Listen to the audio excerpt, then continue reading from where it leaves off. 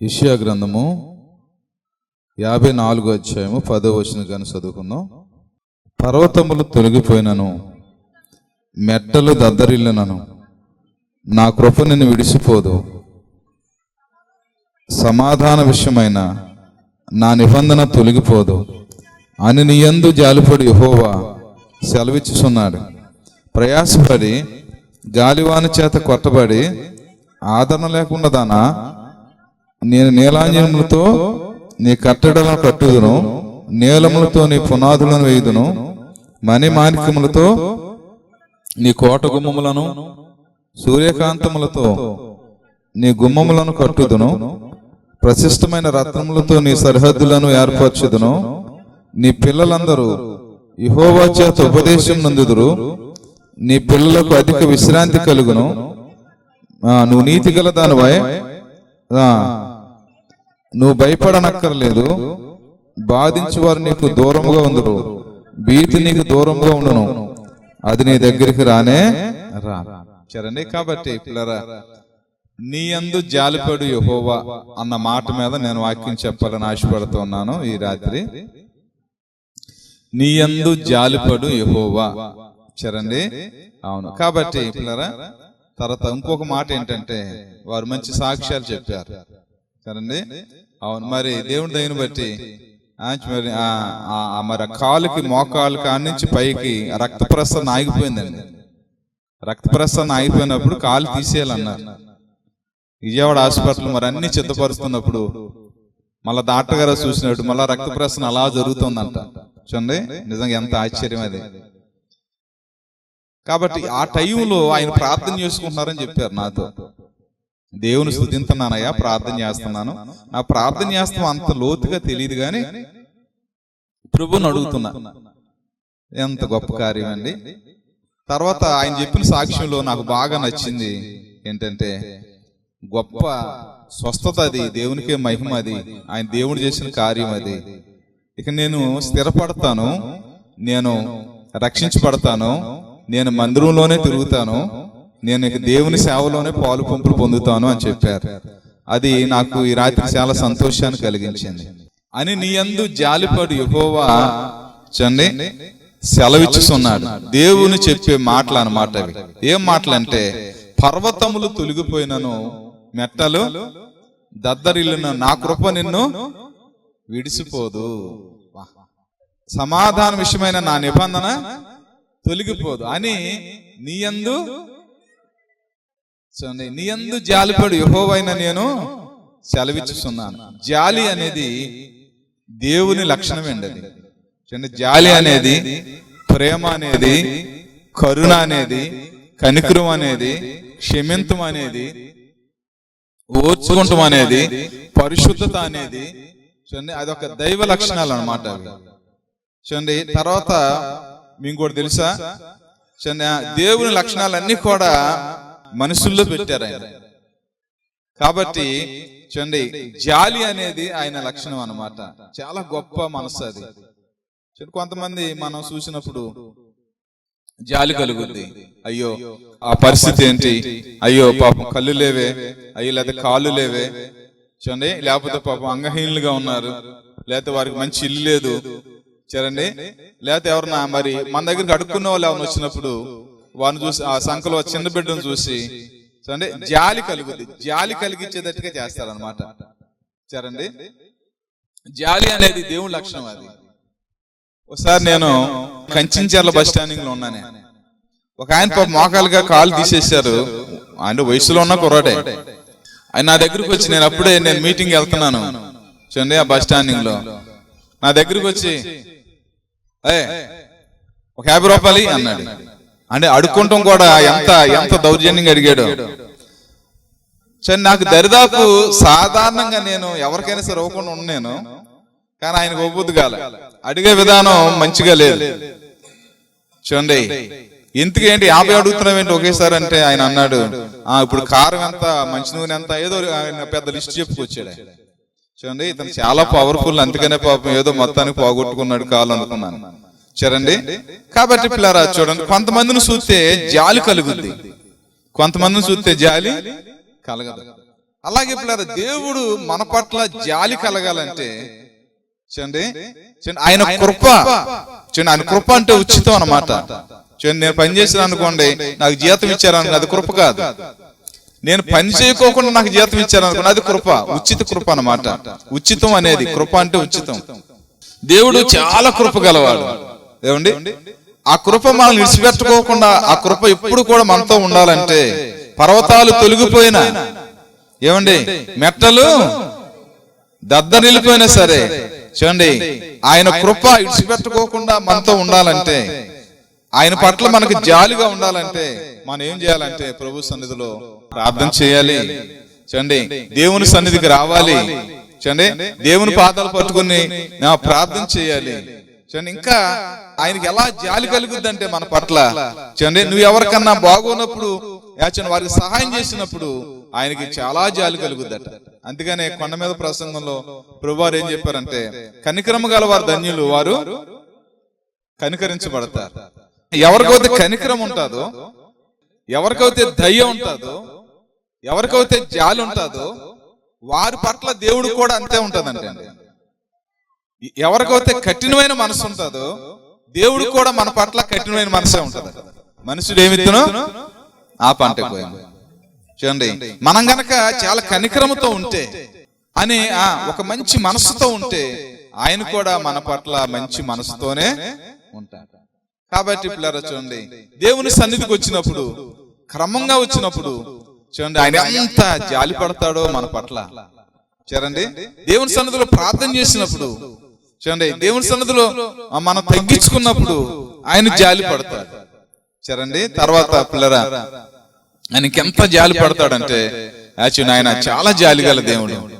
ఇందాక నేను బైబిల్ చదువుతుండే, మనస్సే అని ఒక రాజు, యోధా రాజుల్లో ఒక రాజు, వాళ్ళ నాన్నగారి పేరు హిజ్కియా. హిజ్కియా చాలా గొప్ప పరిచర్య చేశాడు. చూడండి హిజ్కియా మందిరాన్ని బాగు చేశాడు. హిజ్కియా చాలా తగ్గించుకునేవాడు. కాబట్టి హిజ్కియా చాలా కన్నీరు కార్చి ప్రార్థన చేశాడు.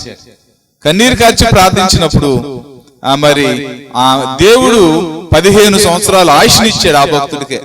15 సంవత్సరాల ఆయుష్. అప్పుడే నువ్వు చనిపోతున్నావు, నీ ఇల్లు చక్క పెట్టుకో అని వెళ్ళాడు ప్రవర్త. అతను ఏం చేశాడంటే ఇల్లు చక్క పెట్టుకోకుండా గోడ తట్టు తిరిగాడు, ప్రార్థన చేయటం ప్రారంభించాడు. దేవుని సన్నిధిలో ప్రార్థన చేయటం ప్రారంభించాడు. అది ఏ ప్రార్థన చేశాడంటే కన్నీళ్లతో ప్రార్థన చేశాడండి. ఆ కన్నీళ్లు ప్రార్థన ఏం జరిగిందండి, ఆయన 15 సంవత్సరాల ఆయుష్ని దేవుడు ఇచ్చాడు. చూడండి అవును. కాబట్టి పిల్లరా చూడండి, ఒకసారి ఒక ఆవిడకి నేను వాక్యం చెప్పాను. విజయవాడ ఏరియాలో నేను సేవ చేసినప్పుడు ఒక పెద్ద ఆవిడ అనమాట, ఆవిడకి మరి చాలా సమస్య అయింది, చాలా గుండె నొప్పిగా ఉంది, చాలా కష్టమైపోతా ఉంది, టాబ్లెట్లు కూడా తగ్గుతులేదు. నేను హిజ్కియా గురించి వాక్యం చెప్పి, అమ్మ నువ్వు సరి చేసుకో, దేవుడు నేను దీవిస్తాడు, నువ్వు ఎవరిని క్షమాపణ అడగాలనుకుంటే క్షమాపణ అడుగు, నువ్వు ఒప్పుకో, దేవుని సన్నిధిలో లోతుగా ప్రార్థన చేసుకో, నీ హృదయాన్ని తవ్వుకో, స్వపరీక్ష చేసుకో అని నేను చెప్పినప్పుడు ఆవిడేం చేసిందంటే ప్రార్థన చేసుకుంది. ఆవిడ భూషణం అయ్యగారి దగ్గర మారుమనసు పొందింది. నువ్వు చూడు మన అయ్యగారు వాళ్ళ అయ్యగారి దగ్గర మారుమనసు పొందింది ఆవిడ మారుమనసు పొందినంత వయసు కూడా లేదు నాకు అప్పటికి. సరండి సరే మొత్తానికి ఆయన చిన్న ఆయన ఆ కుర్రోడైనా సరే సేవకుడు అని పాప అనుకుంది, ప్రార్థన ప్రారంభించింది, ప్రార్థన చేయటం ప్రారంభించింది. ప్రభు తన హృదయాన్ని చూపెడతా ఉన్నాడు, ఒప్పుకుంటా ఉంది, సరి చేసుకుంటా ఉంది. అల్లుని పిలిచింది, క్షమాపణ అడిగింది, కోడలను పిలిచింది, క్షమాపణ అడిగింది, బిడ్డల్ని పిలిచింది, క్షమాపణ అడిగింది, కూతురు పిలిచింది, క్షమాపణ అడిగింది, అన్ని సరి చేసుకుందండి. ఆ గుండె వ్యాధి పోయింది ఆవిడకి. ఎంత స్వస్థత వచ్చిందో, హాస్పిటల్కి వెళ్ళినా తగ్గలేదు. సరండి నిజంగా దేవుడు కరుణ చూపితే, దేవుడు దయ చూపితే ఎలాంటి స్వస్థత వస్తుందో. చాలా సంవత్సరాలు బ్రతికింది ఆవిడ. దేవుడు దయగలవాడు, దేవుడు ప్రేమ గలవాడు. చూడండి ఆయన కృప నిత్యం ఉండే కృప అది. చూడండి నీ కృప నిత్యము ఉండును. చూడండి దేవుని కృప చాలా నిత్యం ఉండే కృప అన్నమాట అది. ఆవిడ ఎప్పుడైతే సరి చేసుకుందో చూడండి. అవును, ఈ రాత్రి నేను చెప్పే మాట ఏంటంటే, దేవుడు మన పట్ల, నీ పట్ల బాగా జాలి కలిగి ఉండాలంటే నీ జీవితంలో తగ్గింపు, తర్వాత ప్రార్థన, వినయం, తర్వాత ఏంటంటే విధేయత, వీటన్నిటితో పాటు ఒప్పుకొని ప్రార్థన చేస్తే సరి చేసుకుంటే ఆయన ఆగలేడట. చూడండి, తర్వాత మన దేవుని సన్నిధిలో మరొకరి పట్ల మనం జాలి చూపినప్పుడు మన పట్ల మన బిడ్డల పట్ల ఆయన జాలి చూపుతాడు. ఈ జాలి గురించి ఒక మాట బైబిల్లో ఏముందంటే, నిన్ను వల్ల నీ పొరుగువారిని ప్రేమించాలి అని ఒక ఆయన యవనస్తుడికి యేసుప్రభువు వారు చెప్తున్నప్పుడు, ఎవరయ్యా నా పొరుగువాడు అని మాట్లాడినప్పుడు ఆయన ఒక ఉపమానం చెప్పారు ప్రభువారు.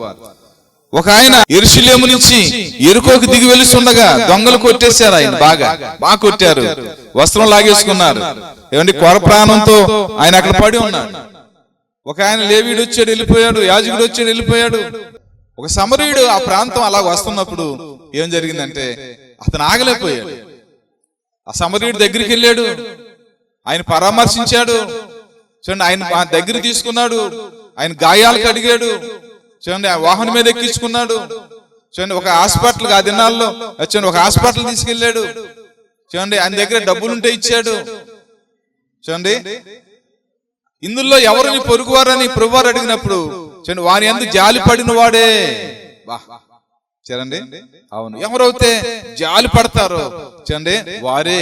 లేదా మనం పక్కన పట్ల జాలి పడినప్పుడు దేవుడు మన పట్ల కూడా జాలి పడతారు. కాబట్టి పిల్లారా చూడండి, ఈ రాత్రి సమయంలో మనం తగ్గించుకున్నప్పుడు మహాపట్నం ఉంది, అది నినివే పట్నం. చూడండి, యోనా గ్రంథంలో ఉంటది. ఆ నినివే పట్నంలో ఏం జరిగిందంటే, అకస్మాత్తుగా ఒక ఆయన వచ్చి చూడండి, ఆయన ఆ ప్రాంతం కాదు, ఆ దేశం కూడా కాదు, ఆయన ఏం చేశారంటే ఆ ప్రాంతం వచ్చి ఒక ప్రకటన చేస్తున్నాడు, ఒక సువార్త చెప్తున్నాడు. ఆ పట్టణంలో ఇంకా 40 రోజులకి ఈ పట్టణం నాశనం అయిపోతూ ఉంది, ఈ పట్టణానికి దుర్గతి కలుగుతూ ఉంది, దేవుడు చెప్పమన్నాడు అని చెప్తా ఉన్నప్పుడు ఎవరండి మీరు, ఎక్కడి నుంచి వచ్చారు, మీది ఏ దేశం, ఏంటి, ఏ మాటలు చెబుతున్నారు మీరు? చూడండి, లేదండి దేవుడు సెలవిచ్చాడు, ఈ మాట చెప్పడానికి నేను ఇంక ముమ్మలే రావాలి. నేనేం చేశానంటే ఈ సువార్త ప్రకటించుకోకుండా నేను నినివేలమంటే దేవుడు నేను తర్షీసుకు పారిపోతున్నానండి. పారిపోతున్నప్పుడు దేవుడు ఇచ్చిపెట్టలేదు. గాలివాన్ వచ్చింది, తుఫాన్ వచ్చింది, సముద్రం పొంగిపోతూ ఉందండి. చూడండి, నేను పైకి వచ్చి చూసేటప్పటికి ప్రజలు చాలా భయంతో ఉండిపోయారు. నన్ను బట్టే గొప్ప తుఫాన్ వచ్చింది, నన్ను ఎత్తి సముద్రంలో పాడేయమని చెప్పానండి. చెప్పినప్పుడు వారు ఆలోచించారు కానీ తర్వాత పాడేశారు. చూడండి, కానీ జాలిగల దేవుడు ఏం చేశాడంటే, నేను సముద్రంలో చచ్చిపోకోకుండా ఒక తిమింగలాన్ని పంపించి ఇదిగో నన్ను మీ ప్రాంతానికి తీసుకొచ్చాడు. దేవుడు ఊరుకోలేదు, నేను అటు పారిపోతున్నా సరే ఊరుకోలేదు, నన్ను నినివే పట్టణానికి తీసుకొచ్చాడు దేవుడు అని చెప్పినప్పుడు ప్రజలకి మరింత భయం కలిగిందంటండి. అయ్యో అట్లాగా నువ్వు సువార్త ఈ ప్రకటన హెచ్చరిక మాకు ఇవ్వకోకుండా వెళ్ళిపోతున్నా కూడా దేవుడిని విడిచిపెట్టలేదా? తుఫాన్ రప్పించాడా? చూడండి, అవును, మీరు చేప కడుపులోంచి వచ్చారా? 3 రోజులు ఉన్నావా? చనిపోలేదా? సజీవుడై ఉన్నావా? చేప కడుపులో ఉన్నావా? ప్రార్థన చేస్తా ఉన్నావా? మా కోసం వచ్చావా? చేప తీసుకొచ్చిందా? ఎంత ఆశ్చర్యం అండి. ఉలుక్కుపడ్డారంట ఆ ప్రజలు. అప్పుడు దాకా చాలా ధైర్యంతో ఉన్నారు, వ్యాపారం చేసుకుంటున్నారు, పని చేసుకుంటున్నారు నినివే పట్టణంలో. ఏమండి, వారంతా కూడా చూడండి సంతోషంతో ఉన్నారు. చూడండి, ఎవరి పనులు చేసుకుంటా ఉన్నారు, వ్యవసాయం చేస్తూ ఉన్నారు. నినివే పట్టణం అంటే పశువులు ఎక్కువ అంటే అండి. చూడండి, చాలా 3 రోజులు తిరిగితే చాలా పెద్ద పట్టణం అన్నమాట అది. చూడండి, నినివే అనేది ఆది కాండం చూస్తే పురాతనంలో మొదటగా కట్టబడిన పట్టణంలో ఒక పట్టణం నినివే పట్టణం. 1,20,000 మంది ఆ దినాల్లో ఉన్నారంటే అండి. ఆ దినాల్లో 1,20,000 మంది అంటే మీరు చూసి చాలా గొప్ప పట్టణం అన్నమాట. చూడండి, అవును, కానీ ఆ పట్టణం అంతా ఎవరి పనాలు చేసుకుంటున్నారు. చూడండి, ఎవరి పనాలు చేసుకుంటున్నారు కానీ ఒకేసారి ఆ మాట వినపడేటప్పుడు ఏంటి, ఈ పట్టణం నాశనం అయిపోద్దా? దేవుడు చెప్పమన్నాడా? నువ్వు చేప కడుపులోంచి వచ్చావా? 3 రోజులు చేప కడుపులో ఉన్నా కూడా చచ్చిపోకోకుండా వచ్చావా? అమ్మో ఎంత అద్భుతం ఇది అని చాలా ఆలోచన చేశారండి. ఆ మాట వారిని కదిలించేసింది. కానీ ఒక మాట మాత్రం అనుకున్నారు, సర్లే వాళ్ళందరూ కూడా బూడిదలో కూర్చున్నారు, గోను పట్ట కట్టుకున్నారు. ఆ నోట రాజుగారి దగ్గరికి వెళ్ళింది, అక్కడ ఒక మీటింగ్ వేసాడు ఆయన, మంత్రులందరూ కూర్చోబెట్టాడు.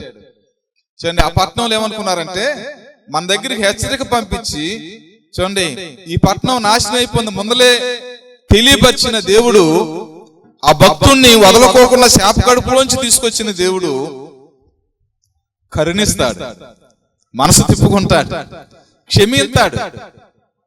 మనం ప్రార్థన చేద్దాం, మనందరం కూడా బూడిదలో కూర్చుందాం, గోను పట్ట కట్టుకుందాం, తగ్గించుకుందాం దేవుని సన్నిధిలో, ఇంకా ప్రార్థన చేసుకుందాం కొన్ని దినాలని అలా ప్రకటన చేయించారు. మళ్ళా అక్కడ ఉన్న మంత్రులు వచ్చి మళ్ళా ప్రకటన చేశారు. అందరూ ఎంత బాగుందంటే ఆ దృశ్యం చూడండి.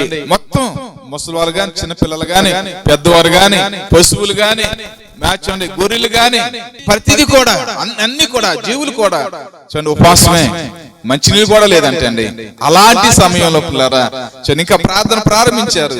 ప్రార్థన జరుగుతూ ఉంది, ప్రార్థన చేస్తా ఉన్నారు చూడండి, ప్రార్థన చేస్తా ఉన్నారు.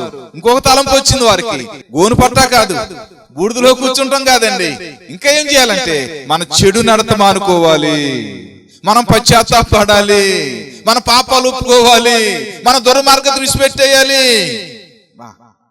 చూడండి మరి అలాంటి ఇంకా ఏడుతా ఉన్నారు, ఇంకా సరి చేసుకుంటున్నారు ప్రజలు. అలాంటి పరిస్థితుల్లో ఇంకా ప్రార్థన జరుగుతూ ఉంది చూడండి. వారు మారుతా ఉన్నారు, వారంతా కూడా పరివర్తన చెందుతా ఉన్నారు, పశ్చాత్తాపడుతూ ఉన్నారు. అప్పుడు ఏం జరిగిందంటే ఈ నినివే వారు తమ చెడు నడతను మానుకొనగా తమ చేయిస్తున్న క్రియలను దేవుడు చూసి పశ్చాత్తాపుడై తన మాట ఇచ్చిన కీడును చేయక వీళ్ళందరూ పశ్చాత్తాపడతారు, ఆయన పశ్చాత్తాపడ్డారట. చూడండి ఈ రాత్రి సమయం నేను ప్రకటిస్తున్న దేవుడికి ఒక మంచి లక్షణం ఏంటంటే ఎవరైతే పశ్చాత్తాపడతారో వారి పట్ల దేవుడు పశ్చాత్తాపడతాడంటండి. ఎంత గొప్ప మనసున్న దేవుడు ఆయన. ఒక మనిషి అర్థం చేసుకున్న దేవుడు ఆయన. ఒక మనిషిని లేవనెత్తాలి, ఒక మనిషిని నిలబెట్టాలి, ఒక మనిషిని బలపరచాలి, ఒక మనిషికి ఆయుష్నివ్వాలి, ఒక మనిషిని దీవించాలి అని తపన పడే దేవుడే అండి నేను ప్రకటించే దేవుడు. లేరా ఈ రాత్రి చరండి ఆయన అంటున్నాడు, అక్కడ కూర్చునే యోన అంటున్నాడు, ఆయన జాలి గల దేవుడు, కనికరము గల దేవుడు, ప్రేమ గల దేవుడు, నా ముందలే తెలుసు అందుకని నేను పారిపోతున్నాను విడిచిపెట్టలేదు ఆయన అంటున్నాడు. ఆయన కటాక్షము, జాలి, బహుశాంతము, అత్యంత కృపగల దేవుడు ఆయన. ఎంత కృపగల దేవుడు అండి, అత్యంత కృపగల దేవుడు ఆయన. కాబట్టి పిల్లరా చూడండి వాళ్ళందరూ పశ్చాత్తాపడుతున్నప్పుడు దేవుడు పశ్చాత్తాపడ్డాడంటండి. సరేండి ఆ దేవుడు వారి మధ్యకి వచ్చేసారట. చూడండి అదంతా కూడా వారు గమనిస్తా ఉన్నారు.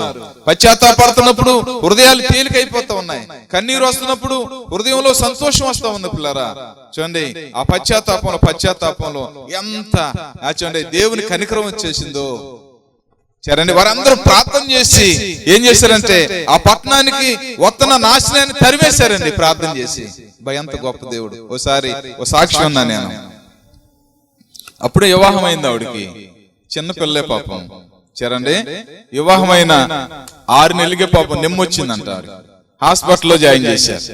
హాస్పిటల్లో జాయిన్ చేసినప్పుడు సర్లే చూడండి మరి డాక్టర్లు వస్తున్నారు, చూస్తున్నారు, టాబ్లెట్లు ఇస్తా ఉన్నారు. సరేండి అట్లా జరుగుతున్న సందర్భంలో ఏం జరిగిందంటే వాళ్ళ అత్తగారు అడిగిందంట, అమ్మా చిన్నప్పుడు మట్టి ఉందా నీకు నెమ్ము, లేకపోతే వివాహం అయిన తర్వాత వచ్చిందా అని అడిగితే, అమ్మో చిన్నప్పుడు మట్టి ఉంది అంటే మా అమ్మ వాళ్ళు ఏమన్నా అంటారేమోనని, లేదా అత్తమ్మ వివాహం అయిన తర్వాత వచ్చింది నాకు నెమ్ము అని చెప్పిందంట. అట్లాగా అయిపోయింది, ఆ సందర్భం అయిపోయింది. ఇంకా పెరిగిపోతా ఉందంట, ఇంకా వీక్ అయిపోతా ఉంది ఆవిడ, ఇంకా బలహీనరాలు అయిపోయింది ఆవిడ. చూడండి ఆ డాక్టర్లు మాట్లాడుకుంటా చూసింది ఆవిడ. ఆ 3 రోజులు 4 రోజులు అంటాం వినపడింది ఆవిడకి. ప్రార్థన చేయటం ప్రారంభిస్తా ఉంది, పాపం ఒప్పుకుంటాం ప్రారంభిస్తా ఉంది, తవ్వుకుంటుంది. నేను చచ్చిపోతున్నాను కదా, అయ్యో నేనేంటి యవన కాలంలో చిన్న వయసులో 23 సంవత్సరాల వయసులో నేను చనిపోతాం ఏంటి అని చాలా బాధతో, వేదనతో, దుఃఖంతో ప్రార్థన చేస్తా ఉందంటండి. చూడండి అవును. తర్వాత వాళ్ళ అత్తగారిని పిలిచి, అమ్మా చూడండి 10 రోజుల క్రితం నన్ను అడిగావు, వివాహం కాని క్రితం చిన్నప్పుడు మట్టి ఉందా, వివాహం అయిన తర్వాత వచ్చిందా ఈ నెమ్ము అని నువ్వు అడిగావు. కానీ నేను మా అమ్మ వాళ్ళని ఏమన్నా అంటారేమోనని, మా నాన్నగారిని ఏమన్నా అంటారేమోనని నేను వివాహం అయిన తర్వాత వచ్చింది అని చెప్పాను. లేదు లేదు నాకు చిన్నప్పుడు మట్టి వ్యాధి ఉందమ్మా, నేను అబద్ధమాడి నన్ను క్షమించమని ఆవిడ చేతులు పట్టుకుని ఏడ్చిందండి. చేతులు పట్టుకుని ఎప్పుడైతే ఏడ్చి క్షమాపణ అడిగిందో చూడండి ఆ రోజు ఆ క్షమాపణ అడిగిన కానించి ప్రారంభమైందంట ఆరోగ్యం వస్తాం. అప్పుడు మట్టి కూడా టాబ్లెట్లు మంచిగా పనిచేస్తున్నాయంట. ఎప్పుడైతే సరి చేసుకుని క్షమాపణ అడుగుతుందో అప్పుడు తన హృదయంలో చూడండి స్వస్థత ప్రారంభమైందంటండి. చూడండి, తన హృదయంలో ఆ కన్నీరు, ఆ పశ్చాత్తాపం ఏం జరిగిందంటే క్షమాపణ అడుగుతున్న ద్వారా చూడండి ఆవిడకి ఆరోగ్యం వస్తూ ప్రారంభమైందంట. 4 రోజుల్లో ఆవిడ స్వస్థత వచ్చి ఇంటికి వెళ్ళి మామూలు మనసు అయిపోయిందంట. చూడండి, దేవుడు ఎప్పుడు జాలి పడతాడంటే ఎప్పుడైతే మనం ఒప్పుకుంటామో, ఎప్పుడైతే సరి చేసుకుంటామో, ఎంత కరుణగల దేవుడు. చూడండి ఎంత ఆ దీవెన వస్తుందో. పిల్లరా, నిలయపట్నంలో ప్రజలందరూ ప్రార్థన చేస్తున్నప్పుడు, కన్నీరు కారుస్తున్నప్పుడు చెడు నడత వదిలే మానుకొనగా అని ఉంటది అక్కడ. చూడండి, దేవుడు ఆ పట్టణంలోకి ఎప్పుడు వచ్చాడంటే, దేవుడు వారితో పాటు ఎప్పుడు పశ్చాత్తాపడ్డాడంటే చెడు నడతను వదులుకొనగా. చూడండి, ఒకవేళ పాలలో నీళ్లు కలిపారు అనుకోండి, ఇక రేపు నుంచి నేను అలా చేయను. ఒకవేళ వడ్డీకి ఇచ్చారు అనుకోండి, రేపు నుంచి నేను అలా చేయను, నేను మారిపోతాను. చూడండి, లేకపోతే ప్యాకెట్ అలవాటు ఉంది అనుకోండి, రేపు నుంచి నేను చేయను, ఇక మానేస్తున్నా నేను అని ప్రభుత్వం చెప్తూ ఉన్నారు వారు. ఏమండి, లేకపోతే వారికి తాగుడు అలవాటు ఉంది అనుకోండి, రేపు నుంచి నేను తాగను, దేవుని మందిరంలో ఉంటాను. చూడండి, వారికి ఏదైనా పాపం ఆశలు, శరీర ఆశలు ఉన్నాయనుకోండి, నేను ఈ సంబంధం వదిలేస్తాను, నేను పరిశుద్ధపరచుకుంటాను, నా దేవుడు గొప్ప దేవుడు అని. చూడండి, వారు చెడు నడత మానుకొనగా, నిలువే పట్టణస్తులు చెడు నడత మానుకొనగా అత్యంత కృపగల దేవుడు వారిని దీవించాడు. చాలా సంవత్సరాలు మట్టి ప్రార్థనకి వెళ్తారు కానీ పిల్లరా, వారు వదలవలసిన విడిచిపెట్టరు. చూడండి, వారు వదిలేయాల్సిన వారు వదలరు. చూడండి, వారు నోరు మారదు, వారు కన్ను మారదు. ఏమండి, వారి స్వభావం మారదు. చూడండి, దేవుడు ఏంటండి కార్యం చేస్తలేదు, దేవుడు ఏంటండి మా పట్ల జాలి చూపుతులేదు, దేవుడు ఏంటండి మా పట్ల కరుణ చూపుతులేదు. చాలా మంది బాధపడతారు కానీ తన హృదయాన్ని మాత్రం తవ్వుకోరు. చూడండి, తన హృదయాన్ని మాత్రం స్వపరీక్ష చేసుకోరు. కానీ నిలువ పట్టణస్తుల దగ్గరికి చూడండి, వారికి ప్రార్థన చేయటం రాదు కానీ వారు ఏం చేశారు తెలుసా? అవును, ప్రార్థన చేశారు, హెచ్చరిక, దేవుని హెచ్చరిక అనుకున్నారు, దేవుని మాట అనుకున్నారు, వారు తీసుకున్నారు, వారు పశ్చాత్తాపడ్డారు. కాబట్టి దేవుడు వచ్చి చూడండి, నాశనం కాకోకుండా, ఆ పట్టణం లయమైపోకోకుండా, సముద్రం ఆ పట్టణాన్ని ముంచుకోకుండా ఆ పట్టణం ప్రజలందరూ కూడా రక్షించబడ్డారు. లేరా చూడండి, వారందరూ కూడా చెడు నడత మానుకొనగా దేవుడు ఎంత పశ్చాత్తాపడ్డాడు. మీకు తెలుసా, ఈ రాత్రి సమయంలో నువ్వు కూడా దేవుని సన్నిధికి వెళ్ళి నువ్వు కూడా ప్రార్థన చేస్తుంటే, చూడండి నువ్వు కూడా కన్నీరు కారుస్తుంటే, చూడండి నువ్వు కూడా ప్రభువా మరి నా హృదయంలో నీకు ఇష్టం లేనిది ఏముంది, నువ్వు అసహించుకునేది నా హృదయంలో ఏముంది. ఒకవేళ చూడండి అబద్ధం ఆడి మనసు ఉందనుకోండి, ప్రభా లేదు ప్రభా నేను మానేస్తున్నాను, చూడండి నా కుటుంబంలోకి దీవెన రానివ్వండి, నా పిల్లల్లోకి శాపం తొలగిపోయి ఆశీర్వాదం రావాలి ప్రభా, ఇదిగో ఏ చెడున్నా సరే ఇదిగో నా చెడును వదిలేస్తున్నాను ప్రభా అని గనక నువ్వు ప్రార్థన చేస్తే, చూడండి ఆ నిలువే పట్టణస్తుల మీదకి వచ్చిన దయ, చూడండి వారికి వచ్చిన రక్షణ, చూడండి నీ కుటుంబాలకి మన కుటుంబాల మీద కూడా అది రాబోతూ ఉంది. సరే కాబట్టి పిల్లరా, పర్వతములు తొలగిపోయినా సరే చూడండి ఆయన కృప మాత్రం తొలగిపోదట. పర్వతాలు కొండలు అది కథలో అది నిత్యము స్థిరంగా ఉండేవి, అయినా సరే పర్వతములు తొలగిపోయినా సరే, ఏదైనా భూకంపం వచ్చి చూడండి భయంకరమైన విషయాలు వచ్చి ఒకవేళ పర్వతాలు కదిలిపోవచ్చు, కానీ దేవునికి నీ పట్ల ఉన్న కృప తొలగిపోదట అని నీ యందు జాలిపడు యెహోవా సెలవిస్తున్నాను. సరే కాబట్టి పిల్లరా, ఓ తల్లి కూడా బైబిల్లో వచ్చి చాలా పశ్చాత్తాపడింది, కన్నీళ్లతో ఆయన పాదాలు కడిగింది. కన్నీళ్లతో ఆయన పాదాలు కడిగినప్పుడు నిజంగా దేవుడు ఎంత క్షమించాడు అవన్నీ. వీడి విస్తారంగా నన్ను ప్రేమించింది కాబట్టి విస్తారమైన పాపంలో క్షమించబడి అని చెప్పారు. కాబట్టి పిల్లరా చూడండి, ఇంకో మాట చెప్పారు ఆయన, ఈ సువార్త ఎక్కడైతే ప్రకటించబడుతుందో అక్కడ ఈవిని గురించి ఘనంగా చెప్పబడద్దని చెప్పారు. ఏమండి, ఏ సందర్భం అలా రాయలేదే. ఈ రాత్రి సమయంలో చూడండి ఏ సందర్భంలో కూడా గొప్ప గొప్ప విషయాలు జరిగినాయి, కానీ ఈ సువార్త ఎక్కడైతే ప్రకటించబడుతుందో ఈవిడ గురించి ఘనంగా చెప్పబడుతుంది భూలోకంలో రానున్న దినాల్లో అని ప్రభువారు చెప్పిన సాక్ష్యం చూడండి. ఆయన గనుడు కదా, ఆయన మహోన్నతుడు కదా. చూడండి ఈవిడ గురించి అంటే భూలోకానికి పరిచయం చేయాల్సిన పని ఏంటి, అందరికీ ఈవిడికి సాక్ష్యం తెలియాలి అని దేవుడు ఎందుకు చెప్పాడు? ఆవిడ పశ్చాత్తాపడింది, చూడండి దేవునికి ఇష్టమైపోయింది. అసలు మనుషులకు కావాల్సింది అది. ఏమండి, మనుషులకు కావాల్సింది పశ్చాత్తాపం, మనుషులకి రావాల్సింది అది. చూడండి, అలాంటి వారిని దేవుడు ఆడుకుంటాడు. సరేండి, అలాంటి వారిని దేవుడు బలపరుస్తాడు. కాబట్టి పిల్లలు చూడండి, ఆయన కృపగల దేవుడు, ఆయన జాలి గల దేవుడు.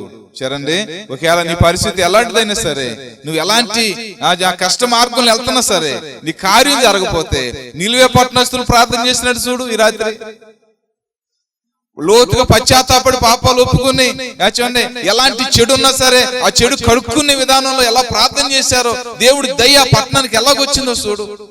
తర్వాత పాపాత్మలో ప్రభు దగ్గరకు వచ్చి, ఇదిగో నా జీవితం ఇలాగ అయిపోయిందయ్యా, నన్ను కరుణించని ఎంత పశ్చాత్తాపడిందో, ఆవిడ గురించి ఎంత ఘనంగా చెప్పారో ఆ సాక్ష్యం ఒకసారి నువ్వు ఆలోచించే. ఎంత గొప్ప కార్యాలు దేవుడు చేస్తాడు మన పట్ల. నీ కుటుంబంలో ఎన్ని దీవులు వస్తాయో చెప్పడానికి వీళ్ళే. చూడండి, త్వరగా దీవులు రావాలంటే, త్వరగా స్వస్థత రావాలంటే, త్వరగా ఆశీర్వాదం రావాలంటే, త్వరగా దేవుని ప్రేమ నువ్వు పొందుకోవాలంటే, నువ్వు దేవుని ప్రత్యక్షతను చూడాలంటే, నువ్వు దేవుని స్వరం వినాలంటే, దేవుడిని నెత్తుకోవాలంటే. నేను మారు మనసు పొందుతున్నప్పుడు నాకు ఒక అన్న సాక్ష్యం చెప్పాడు, మురళి అని. ఆయన సాక్ష్యం చెప్పాడు. నూజివీడు తోటలో ఆయన ప్రార్థన చేసుకుంటున్నాడట. ప్రార్థన చేసుకుంటా బాగా పట్టుదల వచ్చేసిందంట ఆయన. నేను దేవుని చూడాలి, నా పాపాలన్నీ క్షమించబడాలి, నాకు రక్షణ నిశ్చయత వాగ్దానం కావాలి అని ప్రార్థన చేస్తున్నాడంట. ప్రార్థన చేసి 3 రోజులు మంచినీళ్ళు కూడా తాకుండా ప్రార్థన చేసి అలాగూ ఆ పాపం మోకాలు మించి కింద పడిపోయాడంటండి. కింద పడటంతోనే చూడండి, ఆ పాపం ఆయనకి ఒక దర్శనం కలుగుతుందంట. ఆ దర్శనంలో అక్కడి నుంచి ఆ పరలోకానికి మెట్లు కాపాడుతున్నాయట. చిన్న బిడ్డ అయిపోయాడు, సూత్రాడంట ఆయన. యేసుప్రభువు దిగుతున్నారట, వెనకాల కొంతమంది దేవదూతలు ఉన్నారట. ఆ మెట్ల మించి ఆ శాల్వ తల చూడండి అంతా కాపాడుతుందండి. స్పష్టంగా సూత్రాడంట ఆయన. చూడండి, ఆ బిడ్డను ఎత్తుకుని ఆయన దగ్గరకు వచ్చి, ఆ బిడ్డను ఎత్తుకుని, నా కుమారుడా, నీ పాపాలు క్షమించాను, నువ్వు నా బిడ్డ, నీకు నా సాక్షిగా ఉండని మళ్ళా పెట్టి కింద పెట్టి మళ్ళా మెట్ల మీద ఎట్టి ఆ పైన తలిపేయబడి దాకా చూశాడంటండి. అసలు హృదయం అంతా తేలికైపోయిందంట ఆయన. హృదయం అంతా యేసు రక్తంతో కడగబడిపోయిందా, గంతులేసాడంటండి ఆయన.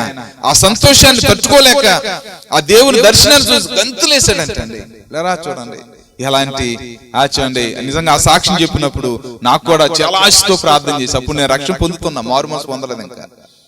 సరేండి, కాబట్టి పిల్లరా, మన కుటుంబాల్లో కూడా దేవుని కనికరం, అత్యంత కృపగల దేవుడు కాబట్టి దేవుడి జాలి, దేవుడి కరుణ, దేవుని ఆశీర్వాదం మన మీదకి రావాలంటే మనం ఏం చేయాలంటే, మనం కూడా దేవుని సన్నిధిలో ప్రార్థన చేస్తే ఆయన కృప నీకు మెండుగా వస్తుంది, ఆయన జాలి నీ పట్ల ఉంటుంది, ఆయన దయను నువ్వు మంచిగా పొందుకోగలుగుతావు.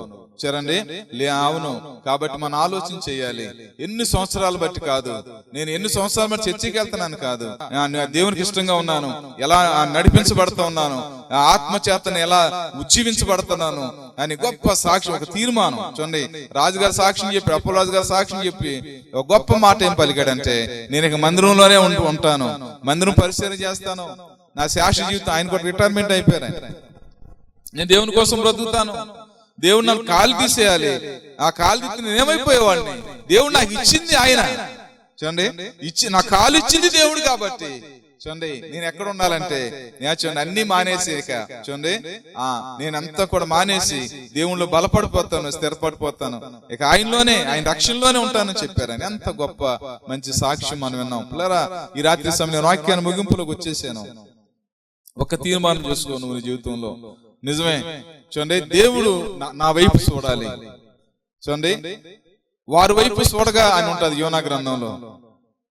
ఆ పట్నం వైపు చూడగానే ఆ ప్రజలందరూ కూడా ఏడుతూ ఉంటే, నేను రేపు నుంచి నేను ఇక ఆ పని చేయనయ్యా, నేను ఇక ఆ ప్రాంతానికి నేను వెళ్ళనయ్యా, ఇదిగో నేను ఇలా మారిపోతున్నాను, ఇదిగో నా చెడు నేను వదిలిపెట్టేస్తున్నానని ఆ దేవుడు చూశాడట.